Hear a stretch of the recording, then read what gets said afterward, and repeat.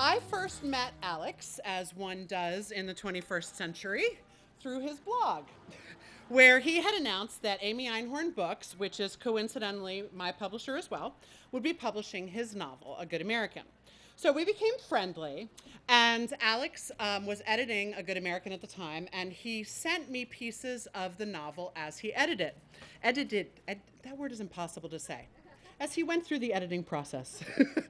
And I would graciously respond to his kindness by yelling at him to send me more, because it was just so good I didn't want to stop. A Good American is a gorgeous family saga about music and food and love and the way the places we call home shape our hearts and our destinies.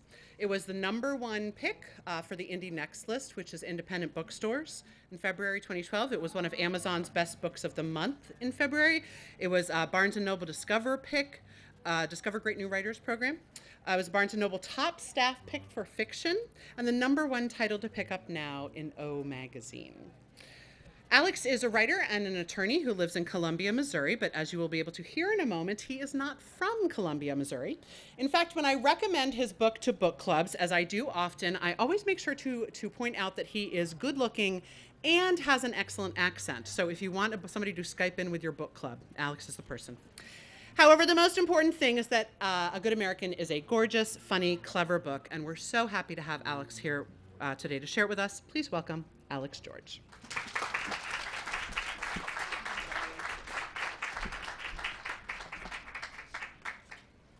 Well, good afternoon, everybody. Thank you, Eleanor. As Eleanor said, we've been friends for a couple of years now, and you may not know, but she is universally adored in the publishing world.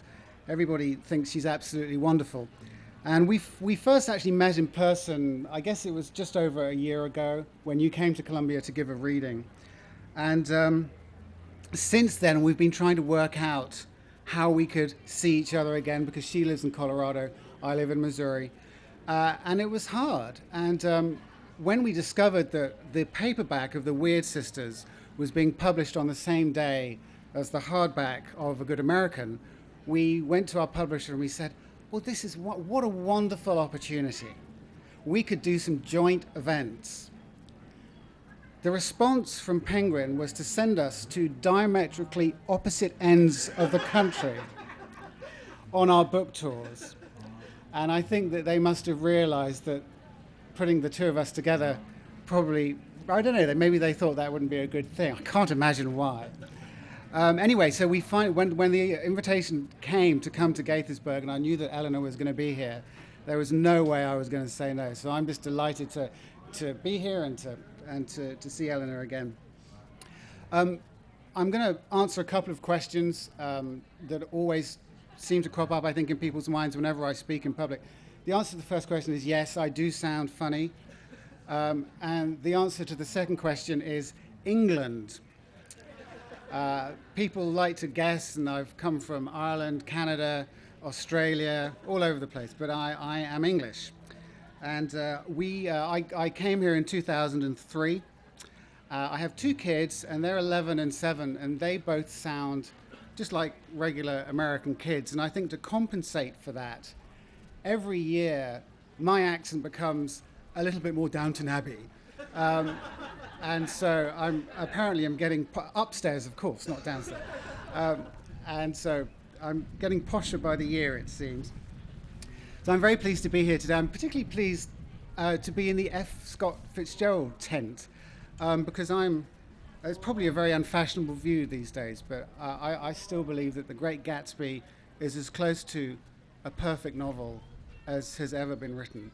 And so I just thought I'd throw that out there. It seems that every book I've ever written, I start by trying to rewrite The Great Gatsby, and it ends up always being something different. That's probably a good thing.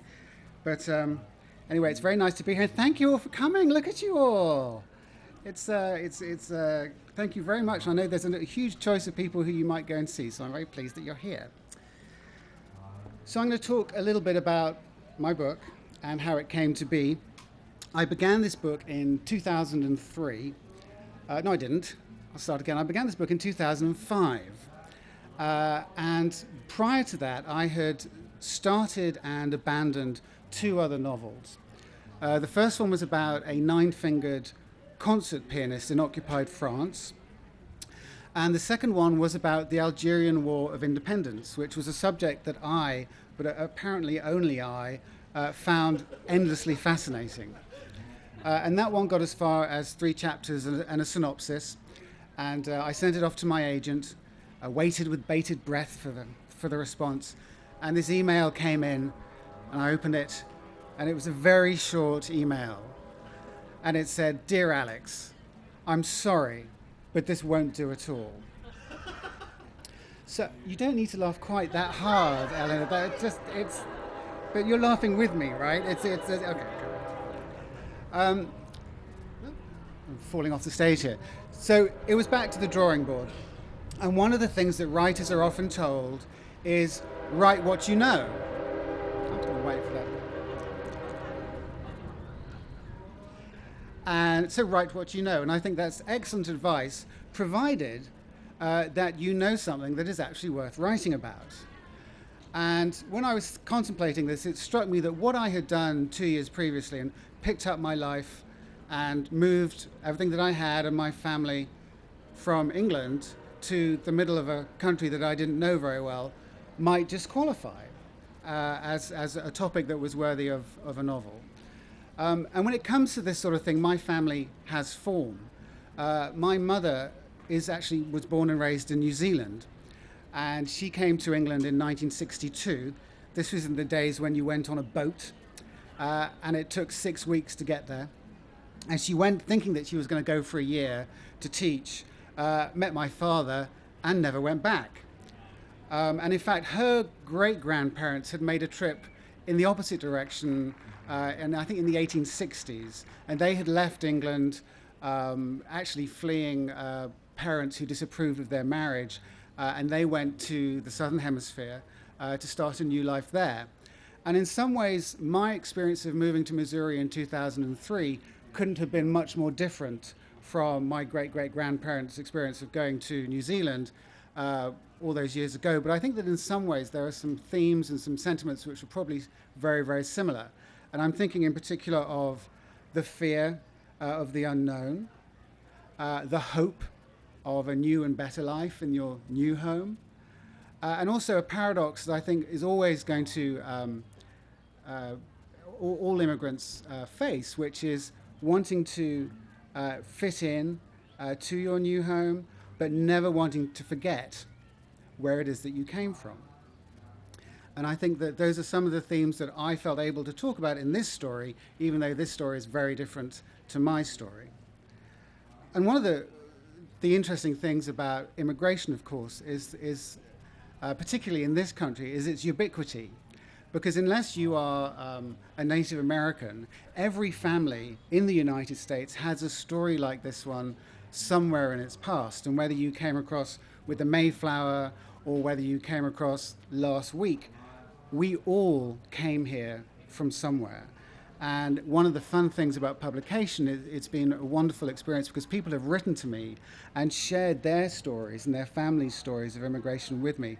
And it's been a real privilege to listen to those stories, and any one of them would have made a wonderful novel.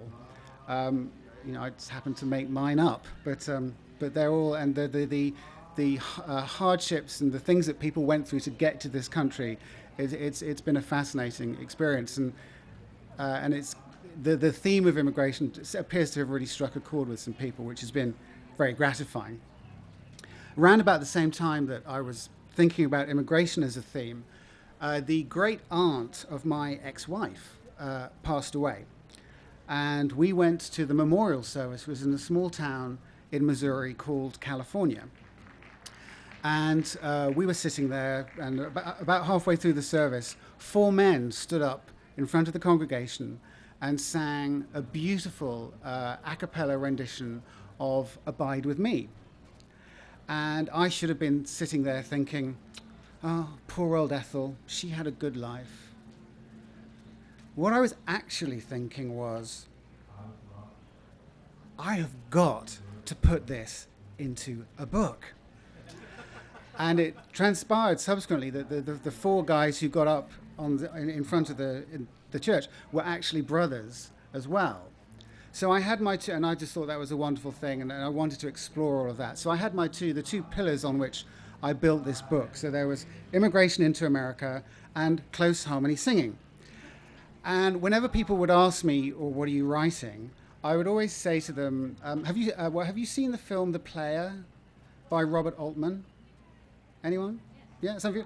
Well, there's a scene at the beginning of that book where they're doing these sort of movie mashups, and they're pitching new movie ideas, and they're sort of saying, well, it's like The Graduate meets The Alien, and things like that, and say, oh, it's going to be great.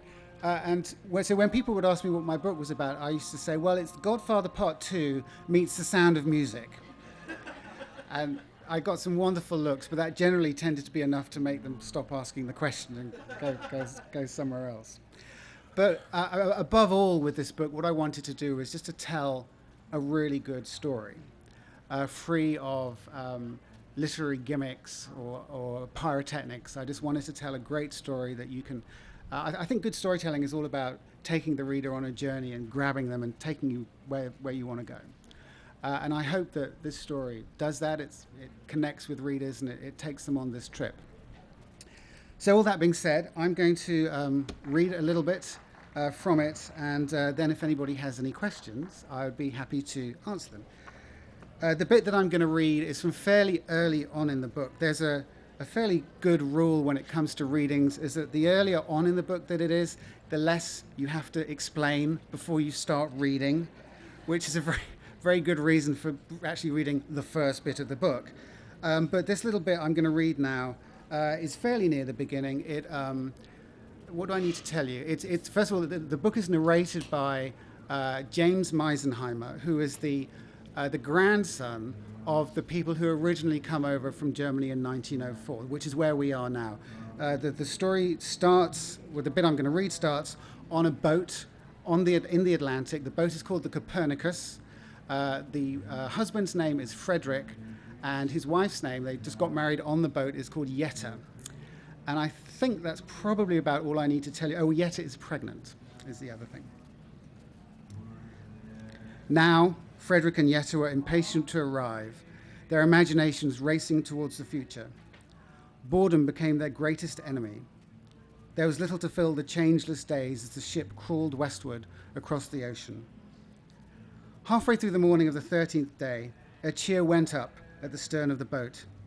A gull had been spotted, the first sign that landfall was close. Frederick gazed up at the solitary bird as it swooped and dived overhead, and the tedium of the journey was instantly forgotten. That evening, a pencil of shadow appeared on the horizon. People gathered at the rail and stared at the distant shoreline in silence. America, at last. By the following morning, the land had disappeared. Frederick and Yetta stared in disbelief at the empty sea. Later, they learned that the land they had seen the previous evening was the east coast of Florida. During the course of the night, the Copernicus had circumvented the peninsula and was now steaming northwest across the Gulf of Mexico and towards the southern coast of Louisiana. The 2 days that followed were an agony. After that brief glimpse of land, passengers now anxiously scanned the horizon. And when early one morning a thin line of trees finally appeared, Yetta did not take her eyes off it, in case it disappeared again. The ship continued to track the coastline, but still America kept its distance, shimmering in the haze of the southern sun.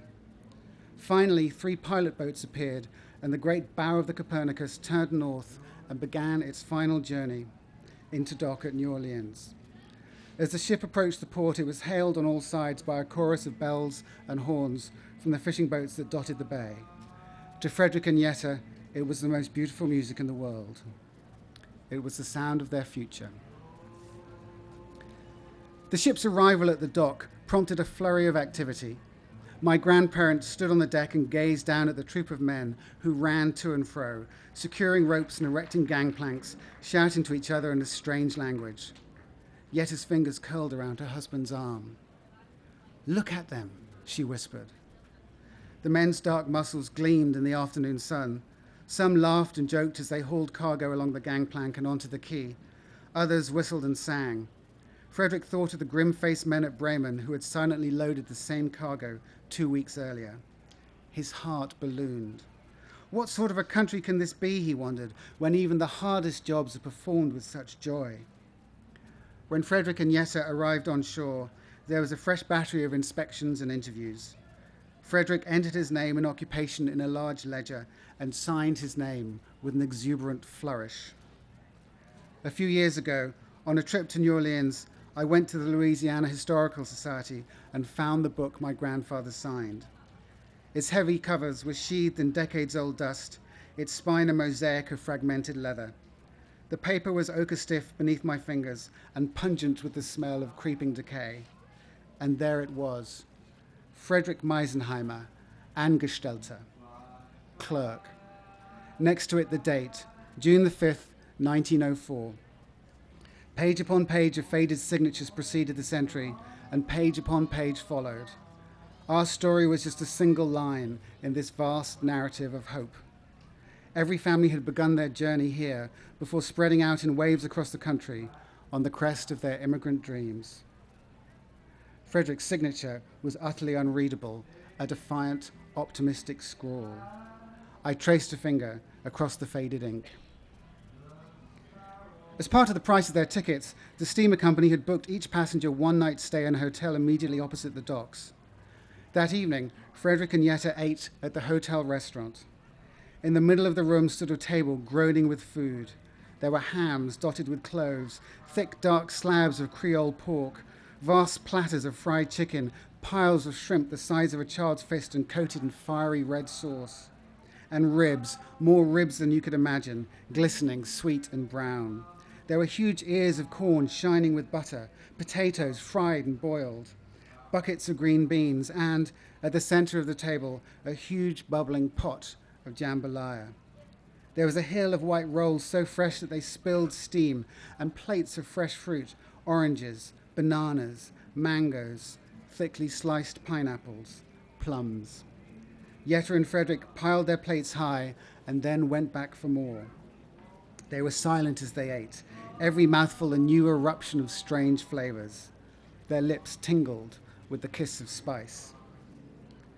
When the meal was over, Jette let out a small moan, equal parts distress and satisfaction. "I've never eaten so much in my life," she said. "I need to lie down." Frederick looked around him. Some passengers were still eating, blinking in astonishment as they chewed. His first night in America.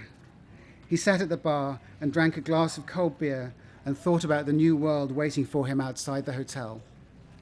He pushed his empty glass across the counter and stepped out into the street. It was murderously humid, even though the sun had long since gone down. Frederick stood for a moment on the street corner.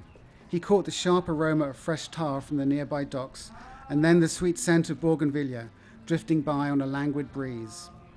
He planted his hat firmly on his head and set off down the street, away from the water, into America. Trams shuttled past him, bells clanking loudly as they sailed up the wide street, clouds of gravel dust floating in their wake. On the sides of the tall brick buildings were paintings of giant bars of chocolate and bottles of milk. Beneath the pale glow of the street lamps, the sidewalks teemed with life. Couples walked past arm in arm, their heads close together. Sharply dressed men prowled, their hats pulled down over their eyes. Packs of thin-limbed children scuttled by in the shadows. Frederick felt their hungry eyes upon him. As he walked on, the cobbled streets narrowed. The windows of upstairs apartments were flung open to the night, and the warm air was punctuated by raucous laughter and angry shouts. Women leaned out of their kitchen windows and gossiped to their neighbors across the street. He listened to snatches of their crackling, high-pitched conversations, not understanding a word. After an hour or so, Frederick sat down on a bench and rested. He was thirsty and hot. He wiped his brow and thought about returning to the hotel. Just then, the sound of a cornet floated through the air. And this was not the sort of dry fugue that echoed through Hanover concert halls. The instrument had been unshackled. It spiraled upward, a whirlwind of graceful elision and complex melody. The music streaked into the night, every note dripping with joy. He stood up and followed the sound. Halfway down a nearby street stood a building lit up like a beacon, bathing the sidewalk in its warm glow. A sign hung over the door, Chez Benny's. The music spilled out of open windows. As he approached, Frederick could hear other instruments, clarinets, a trombone, a banjo. He peered inside and saw a large room crammed with people, some at small tables, others dancing, some standing.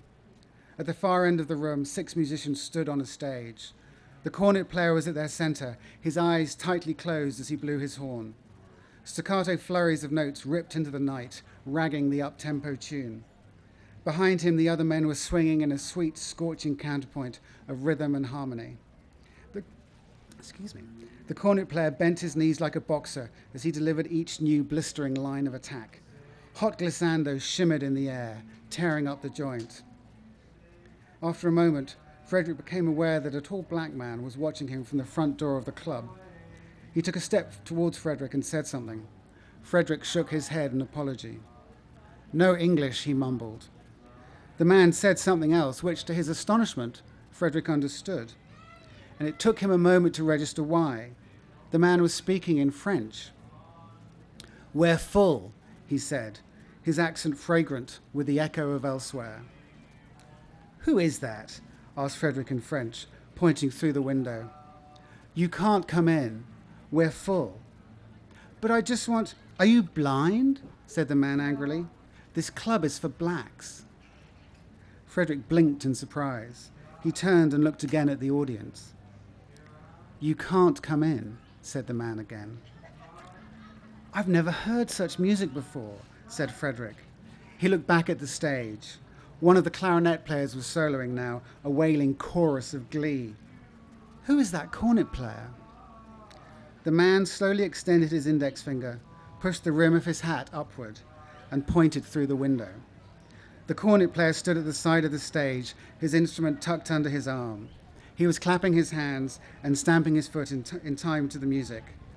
"That," said the man, "is Buddy Bolden." Sometime later, Frederick retraced his steps to the hotel, the sound of the strange music still echoing through his head. It was like nothing he had ever heard before, chaotic and loud, but full of hope and life. A perfect new music for his new country. Yetta did not stir as he climbed into bed beside her. The fresh linen felt cool on his skin, the bed wonderfully wide and soft. Frederick stared into the darkness, listening to his wife's calm breathing. Any lingering homesickness had been eradicated by his first excursion onto the streets of America. Everything he had seen had been unimaginably different from the dry, dour streets of Hanover, and to his surprise, he was not sorry in the slightest. He was smitten by the beguiling otherness of it all. And so began my grandfather's rapturous love affair with America, an affair that would continue until the day he died. Thank you.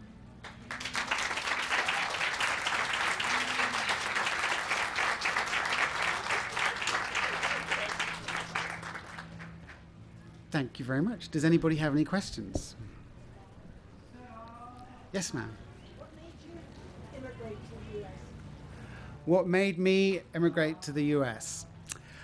Well, it's a kind of a long story. I'll try and keep it short. My ex-wife is from California, Missouri. It was a small town. I live in Columbia, Missouri. California is a small town. It's about 45 minutes away in a car. It's about 45 years away in most other respects. We met in Paris when I was working there as an attorney and fell out of touch, re-met again. She was living in New York. We lived in London for 5 years and then came back to Missouri in 2003. Yeah. And here I am. Yes. Because that's where she was from, and her father was sick, and so we needed to go back and be near her. But. After my divorce, because we have 2 children, and so I'm there for a while. Yeah. Yes, ma'am. The book is called A Good American, Right. And up until recently, you were not an American. So Right. What does that title mean? What does it mean to be a good what is it? The question was, what does it mean to be a good American? And there are probably as many answers to that as there are Americans, because I imagine we would all like to think that we are good ones. And I say we because on February the 16th of this year, I drove to the federal courthouse in Kansas City and put my right hand in the air and took the oath of allegiance. So I'm now one of you too. So, oh, thank you. What does it mean? I wouldn't presume to tell you, to be honest, Eleanor. I think it's something that everybody needs to find out for themselves, and I don't think there are any answers in the book either. I do have a clue though as to where you might start looking for that answer, and I'm thinking in particular of the Constitution of the United States and the Declaration of Independence.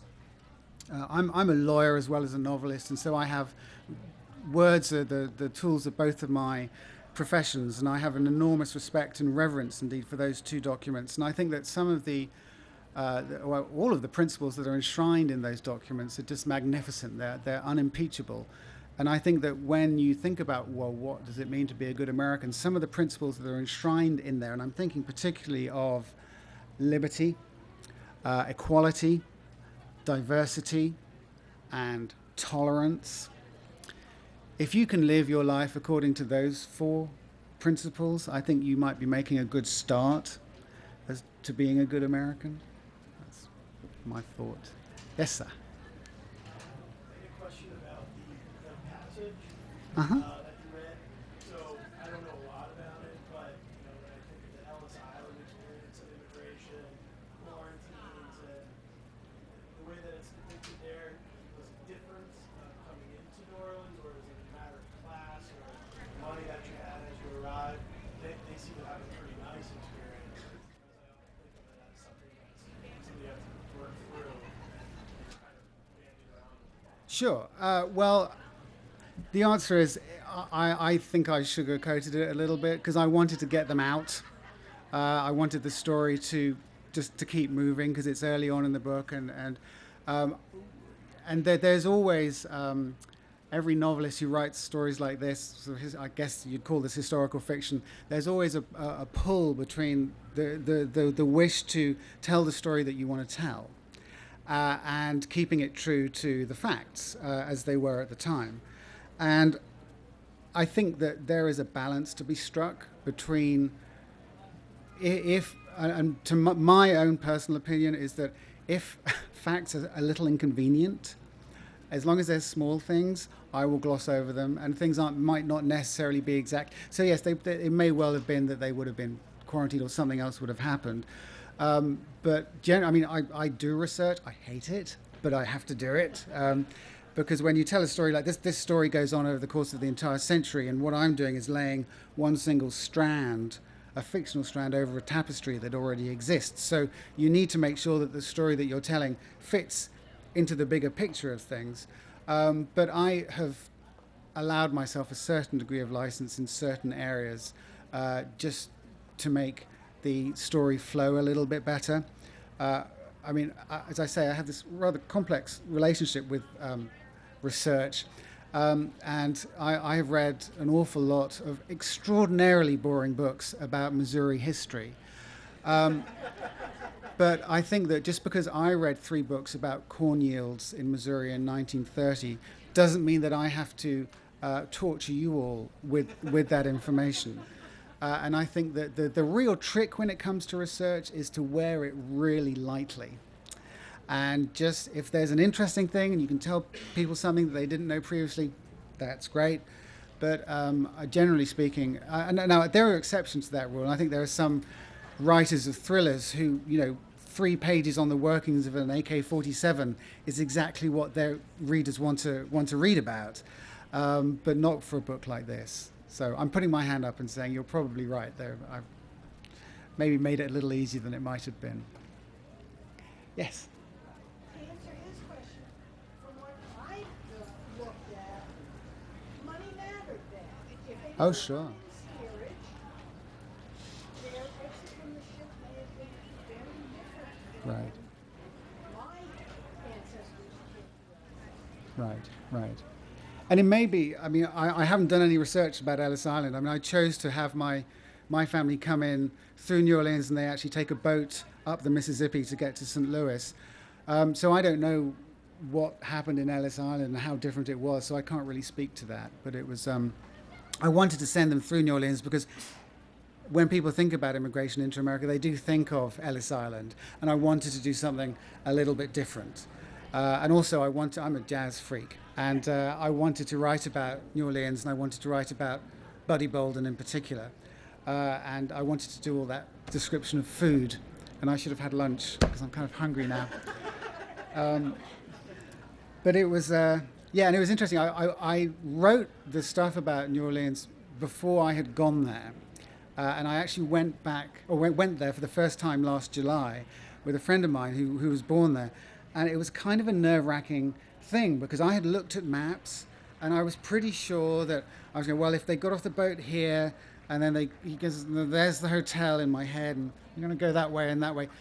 But it was nerve-wracking to actually, because by that stage, the book was done, the text was done. If I had called up my editor and said, oh, he needs to turn left, it would not have been well received at all.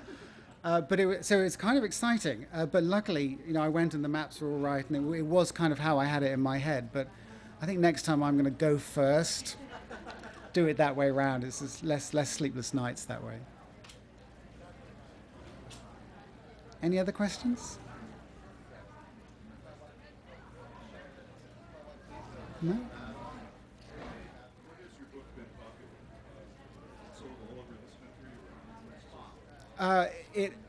Well, yes, I think it's sold all over this country as far as I know. I don't know if there are pockets who are resistant to this. We have no English writer policy here. Sorry, no. It's not been published. It's being published in the UK in August, actually, and I'll be going back for that. And rights have been sold in Spain and Italy and France. And unfortunately, I probably won't be going back for those, although that would be nice. But yeah, I mean, as far as I know, it's been done okay. I am working on a new novel. It is in its early stages. I've actually not written this week. In fact, I just began working on it again. I've written 3 chapters, but I haven't written anything in 4 or 5 months with buying a new house and getting divorced and publishing a book. They have that thing of the 3 most stressful things you can do, and buy a house, get divorced. They don't put publishing a book on that list, but they really should. So I haven't written for months and months and months, and I've just started again. Just this week, I sort of got back on the proverbial saddle, and I'm not actually dodging your question. I will tell you what there was. Insofar as I can, I think I know what the book is about, but it may very well change. I think I know what happens in it, but that's a different thing to what the book is actually about. It's set in Maine in the 1970s and 80s, and it tells the story of 2 boys and their friendship, and it's about the power of dreams, whether that's for good or for bad. And it's about flying, and it's about punk. Is that suitably gnomic, do you think? Is that sort of, yeah. But it's fun to be writing again. It's good. Yes, ma'am. So you're still working as an attorney. This is. Yes, I am. You're writing after what you wrote as a small boy. Yes, that's right. And in fact, this book took me a long time to write, but I got up at 5 o'clock every day and wrote for 2 hours until 7, and then I would go and get my kids up and take them to school and go to work. Now this book was written on spec, if you like. I didn't know if it was ever going to be published. I've signed a contract for my next book, which is great. The one trouble with contracts, and I'm an attorney, deadlines. So I have a deadline for this next one. So I'm going to have to. There's some serious rethinking going on and reprioritizing of life and jobs and clients and all those sorts of things. But I'm going to keep working as an attorney. Just maybe not quite so hard.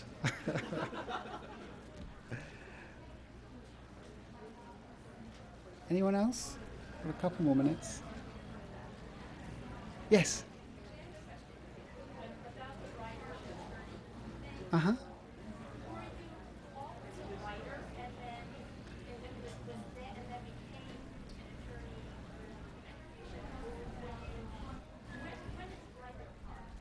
So the question was the attorney-writer relationship, and was I always a writer?